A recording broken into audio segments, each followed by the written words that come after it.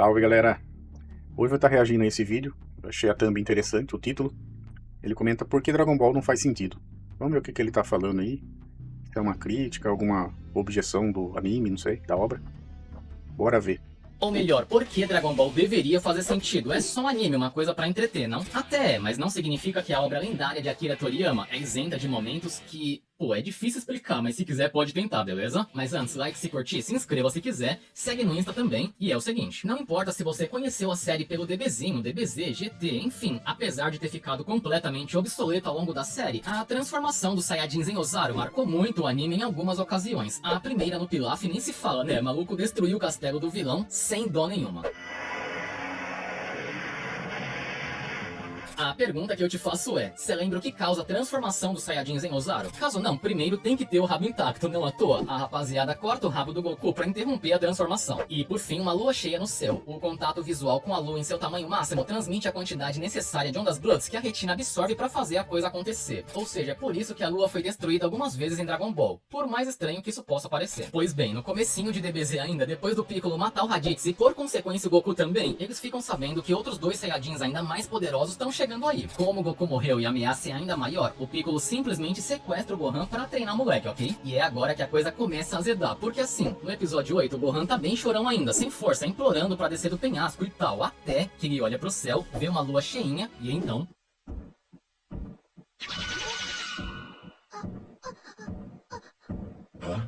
Nessa hora o Piccolo lembra o que o Raditz falou e dizima a lua. É aí que a gente vê que Dragon Ball é muito mais forte do que a gente imagina, né? Com o poderzinho do Piccolo nessa época, que ele nem era tão, nem era tão poderoso assim, o cara destruiu a lua, velho. Acho que o Mestre Kami também parece que destrói a lua também, não lembro. Sem lua não tem mais com o que se preocupar, não? Pois então, no final desse período, quando o Gohan tá quase pronto lutando contra o Piccolo, curiosamente uma nova lua do nada aparece no céu, e mais uma vez o Ozaru ressurge. Aí vem a pergunta, por que, sendo que nem de verdade essa lua é, mano, é simplesmente um holograma que não reflete a luz do sol, logo não tem os raios Bloods pra retina absorver, ok? Ou seja, essa parte é totalmente contra a regra do próprio anime. Dragon Ball é assim, né? A gente gosta, mas a gente sabe que tem muitas incoerências. E sim, a Bulma resolve isso criando uma máquina de ondas naturais, mas só no GT. Essa transformação ser criada por um holograma não faz nenhum sentido. Se ainda fosse a lua artificial do Vegeta, até daria pra entender, mas isso aqui, pô, não tem jeito. Outra coisa completamente surreal é o jeito que a câmara do tempo hiperbólica funciona. O porquê? Depende muito do humor do roteirista. Às vezes ela pode ir bem rápido e às vezes bem devagar. Quando a câmera apareceu pela primeira vez em DBZ, foi justamente como um hack mode do Akira, um cheatzinho de level pro Goku evoluir pro 23º torneio e claro, pra rapaziada conseguir encarar o céu perfeito, né? Porque sem isso, não ia ter a menor condição. Ah, mas o que ela tem de tão especial? Tecnicamente ela não pertence à mesma dimensão da Terra, beleza? Ou seja, o tempo na câmara passa num ritmo diferente. Pra ficar claro, um ano de treino lá dentro equivale a um mísero dia aqui na Terra. E isso funcionou muito bem até a saga do Buu, que já não é a melhor coisa do anime, né? Mas ficou ainda mais confuso quando o Goten e o Trunks resolveram entrar pra aumentar o nível de poder. E por fim enfrentar o Super Buu, que era poderoso demais. O Piccolo até dá uma enrolada pra levar o Super Buu até a câmara, porque sabe que o tempo lá passa num ritmo diferente, né? O que permitiria que os dois treinassem ainda mais. Pois bem, depois da enrolação, eles entram, a fusão do Gotenks aparece e a luta se inicia. O problema é que, como são crianças, eles brincam falando que não dá pra derrotar o Buu. Infelizmente o Piccolo leva a sério e quebra a porta da câmara, mano, que indica que eles basicamente estão presos pra sempre. Só que não, regra em DBZ foi feita pra ser quebrada. Essa é boa. As regras foram feitas pra ser quebrada.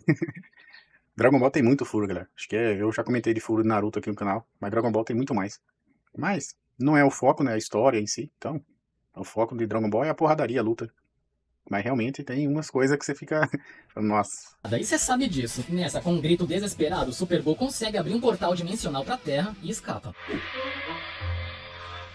Ele tá fugindo! Não deixe! E é agora que a coisa fica estranha, porque depois disso, o Gotenks demora uns 5, 6 minutos do episódio pra fazer o mesmo, pra abrir uma outra fenda dimensional. Período esse que vale mais ou menos 1 segundo na Terra, beleza? Agora, como explica que nesse 1 segundo, o Super Buu conseguiu perseguir todo mundo individualmente, transformou o povo em chocolate e comeu quase todo mundo. Ah, mas tempo de episódio não é tempo real, Jiranha. Bom, é um ponto, mas você percebe o erro na lógica da câmera por causa dessa fala do Piccolo aqui. Se não fizermos nada a respeito, o tempo lá está passando rapidamente. 1 segundo. Que bosta. Ele claramente diz que o tempo passa mais rápido lá fora, sendo que a mecânica é completamente o oposto disso, e de fato o anime se constrói como se essa regra fosse a certa, o que não faz o menor sentido até dentro do anime.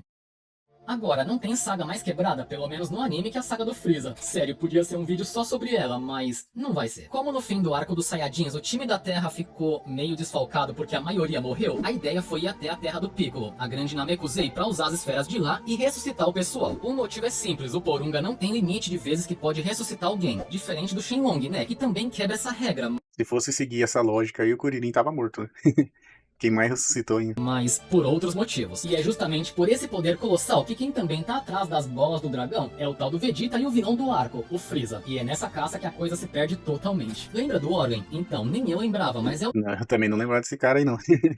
Deve ser um dos exércitos do Freeza, né? doidinho amarelo que, enquanto viaja procurando por vilas que podem ter uma esfera, passa pela vila Tsono, que é a vila do patriarca. O problema é que alguém já passou por ali. Geral tá morto, tudo destruído, enfim, já era. Exceto por esse carinha aqui. Vendo que tem um Namek vivo, o Orgen pergunta quem fez aquilo, e o cara responde: O que aconteceu? Quem atacou você? O Saiyajin levou a esfera. exatamente, ele achou que matou geral e escondeu a esfera, só que sobrou um. E quem termina o trampo é o soldado do Freeza, o Orgen, que foi tão, mas tão burro de não ter interrogado o cara que o próprio Freeza mata o coitado sem dó. Então ele era a única testemunha e você o matou? Sim, sim. Essa fase do Freeza é tão antiga que eu nem lembrava mesmo desse personagem. Agora esse aí, o Zabu, acho que é uma coisa assim. Esse eu lembro, né? Que é um dos mais fortes do exército do Freeza. Depois a luta acontece, tem 800 episódios pra 15 minutos e é isso. No fim, quando o Namekusei tá quase explodindo, os Não sei se ele vai comentar, mas essa pseudo-explosão aí do planeta demora acho que 200 episódios. Sr. Kaiô dá a ideia de usar o Shenlong pra ressuscitar todo mundo que morreu pelas mãos do Freeza e seus homens, e depois usar o Porunga pra teletransportar geral de Namekusei pra Terra, beleza? Coisa que salvaria toda a população. O Sr. Popo realmente faz o pedido e a gurizada até ressuscita, só que não todos. Bom, infelizmente nós não conseguimos encontrar a aldeia do patriarca, Sr. Mori. O desejo que pediram as esferas do dragão foi que elas ressuscitassem todos aqueles que Freeza matou. Não foi isso? É uma pena que eu não seja ele. Pois é, a vila que o Vegeta matou não conta porque não foi esse o pedido, né? Mas pô, por que não acharam ninguém, sendo que o último cara quem matou foi o Orgen, que é um homem do Freeza? Cadê o doidinho, mano? E o próprio Orgen, que foi morto pelo Freeza, não? Também deveria ter voltado, mas nunca mais deu as caras. Ah, mas é coisa do anime, Jiranha, nada a ver isso. Sim, mas eu também não tenho nada a ver com isso, então continua sem sentido. Por falar em esferas, lembra como o DB Clássico escreveu a regra de uso? No geral, são 7 esferas que se espalham aleatoriamente pela Terra, beleza? E quando cada uma delas se juntam, a pessoa com a posse tem o direito de invocar o dragão Shenlong, o ser que tem o poder de conceder quase qualquer desejo, o que inclui ressurreição. O problema é que depois de usá-las, as esferas viram pedras e ficam indetectáveis no período de um ano completo, mano, e só então elas são novamente rastreáveis e tudo mais. Esse é o padrão desde o começo, ok? E apesar de toda a possibilidade que esse poder traz, o primeiro desejo que o Shenlong concedeu na série foi... uma calcinha. Eu quero conquistar todo. Eu quero conquistar. Que bosta. Dragon Ball era mais comédia do que tentava, assim. Bosta. Isso foi no fim do Pilaf, que tentou usar as esferas pra dominar o mundo, só que o Long foi bem mais esperto, ou mais burro, depende do ponto de vista, e pediu isso aí. Tanto é que no encerramento é dito que o Goku esperaria um ano para as esferas voltarem ao normal. Pois bem, daí pra frente o Goku decide ir até o Mestre Kami pra receber um treino pesado e participar do torneio de artes marciais com o Kuririn. E é isso, eles meio que treinam, participam do torneio e acabou. Logo depois disso, o Goku parte com o radar das esferas pra coletar cada uma novamente. Aí vem a pergunta, como? É dito pelo próprio mestre que o treino dura 8 meses. Cada uma das técnicas básicas das artes marciais estão contidas no treinamento que eu dei a vocês nos últimos 7 meses. É por isso que agora lhes digo que não há nada em particular sobre artes marciais que eu possa lhes ensinar neste mês que falta para o concurso. Vamos supor que o torneio durou um mês, o que é exagero, mas deixa assim. Como as bolas estão desse jeito, sendo que deveriam ser pedras? Dizem que o Akira não imaginou que Dragon Ball pudesse durar a ponto do tempo ser um problema, mas não é que durou? Enfim, de qualquer jeito não faz sentido. Esqueci de alguma coisa? Deixe nos Esqueceu de comentários, vários. beleza? Tamo junto e até a próxima. O que mais tem é furo de roteiro em Dragon Ball. Mas como eu comentei, né? O foco ali é nas lutas. A história é muito quebrada mesmo. Mas é Dragon Ball, né, galera? A nostalgia ainda tá aí, presente. Eu sempre gosto de acompanhar, ver vídeos sobre. É isso aí. Se você gostou, deixa um like aí no vídeo. Se inscreva no canal do cara lá também. Dê um like no vídeo dele, eu vou deixar o link na descrição. E é isso aí. Nos vemos no próximo vídeo. Falou! Realmente, Dragon Ball não faz sentido.